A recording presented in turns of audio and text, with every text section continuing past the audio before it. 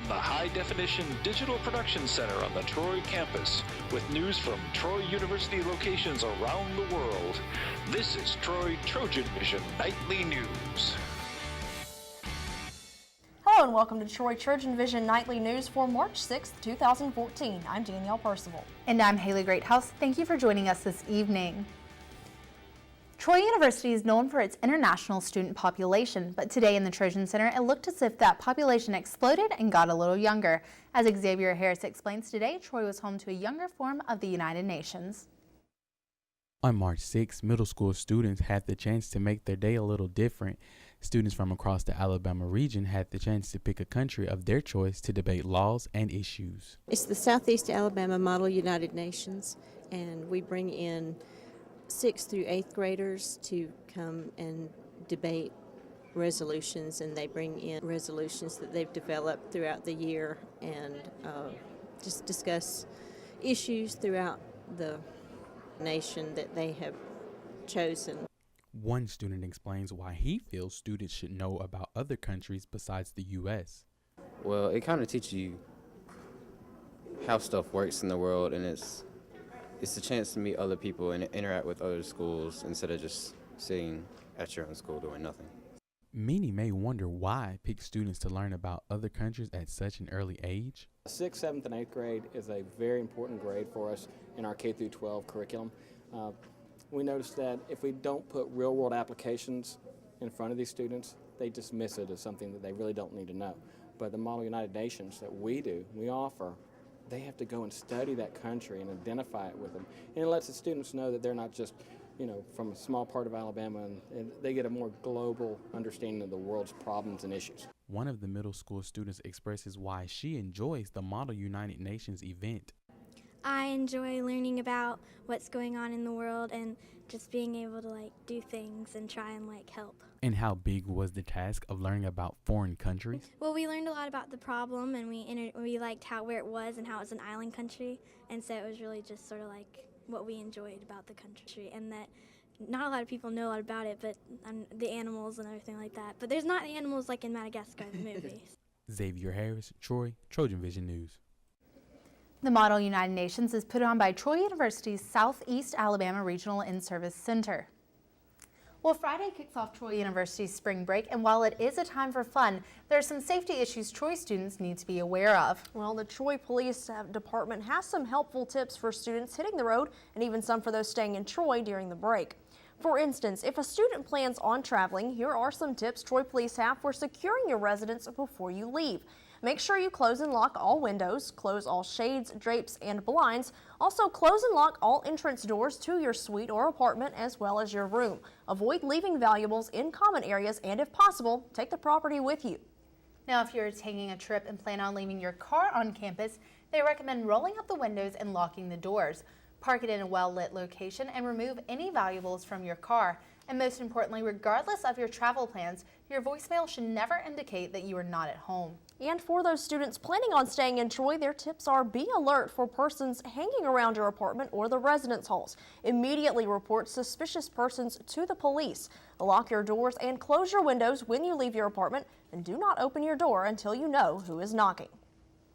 Well, Troy University is home to a number of on-campus organizations that meet a variety of student needs. That's right, and over the next few weeks, we will spotlight some of these student organizations. Today, Felicia Payne will look at a group that lets students show off their musical talents. The School of Music at Troy University provides multiple performance ensembles for students to participate in, but the one group that is unauditioned and open to any student is the concert bands. The concert bands, once again, it's really about having a great time in music. It's also about playing the best music we possibly can, the great music of the band literature, and it's about entertaining and playing for audiences. Is it music if nobody's there to hear it? Students say they enjoy the concert band setting because they're able to play fun music year-round in a low-pressure environment. I enjoy the environment and the people, the friends I have in band, and I like to play music, not as much as some band people, but I still enjoy it a whole bunch. I love being in 2 o'clock band so I can serve the band and I can play wonderful music and be a part of this wonderful organization. And while any student can be a part of the concert bands, there is an added benefit for students who are music majors. For music majors, this is an opportunity to learn repertoire. We play the best music we possibly can. We play traditional music, we play brand new music, but we play music that is the kind of music they will be playing with their groups if they're music majors when they get out.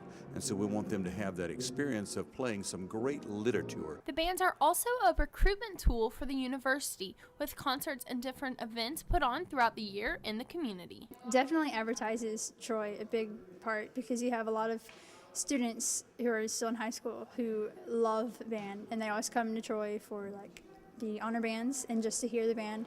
So this is another way for the university itself to advertise. Both concert bands meet at 2 o'clock on Monday, Wednesday, and Friday in Long Hall. Felicia Payne, Troy, TrojanVision News. Keep watching throughout the month of March for more of our organization's Spotlight series. And now taking a look at news from around the state. In Eva, a North Alabama man and his young son are okay after the child fell off a cliff in Morgan County. Authorities say a 4-year-old boy fell at least 40 feet down a sheer cliff after wandering away from his home in Eva yesterday afternoon. The child's father tried to reach him but became stuck.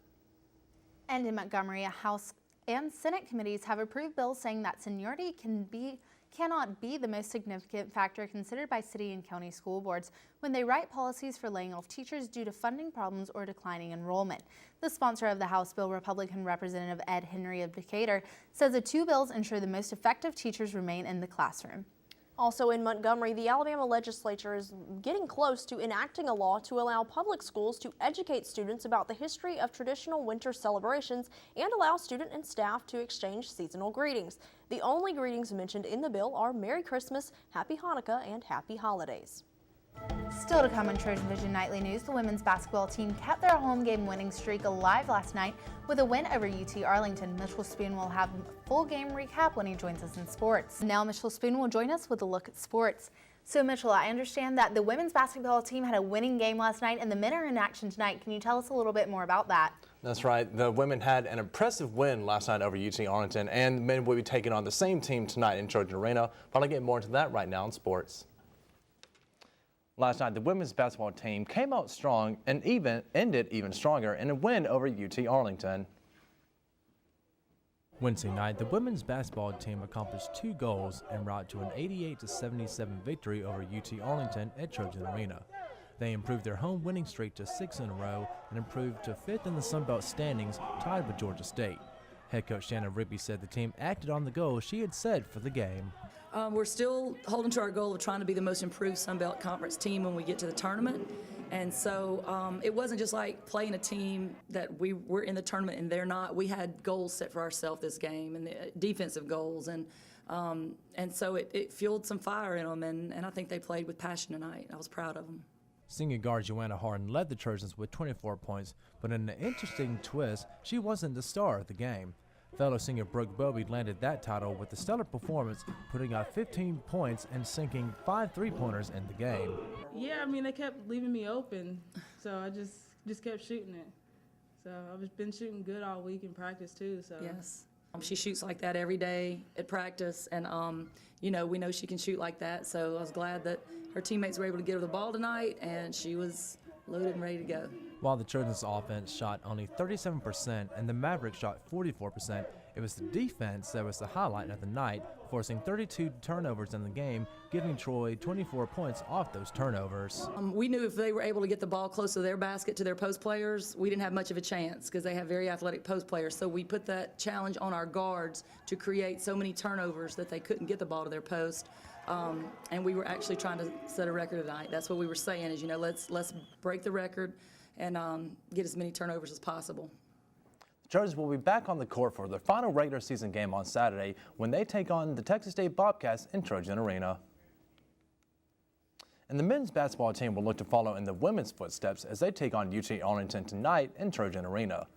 With the potential postseason berth on the line, the Trojans, who currently sit in 8th place on the Sun Belt standings, know how important the last 2 games are in the regular season.